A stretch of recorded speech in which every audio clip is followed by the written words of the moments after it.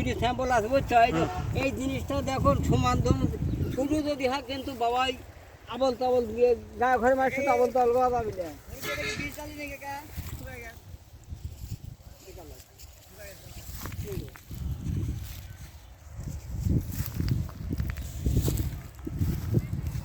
তরমুজের ক্ষেত, বাঙ্গির ক্ষেত, আর আমরা এসেছি তরমুজ কিনতে।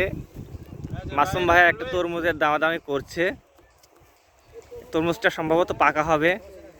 চাচার সঙ্গে কথাবার্তা চলছে, দেখি চাচা কত টাকা দাম চাই আর কত টাকায় কিনতে পাওয়া যায়।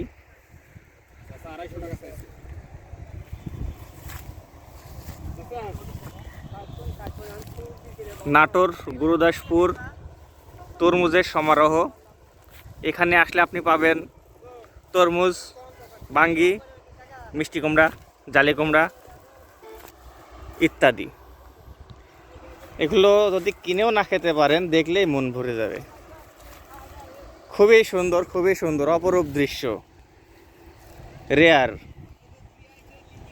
আসলে এমন প্রকৃতিতে থাকতেই মন চাই, ইচ্ছা করে অনেক সময় ধরে সময় কাটাই। খুবই একটা সুন্দর পরিবেশ।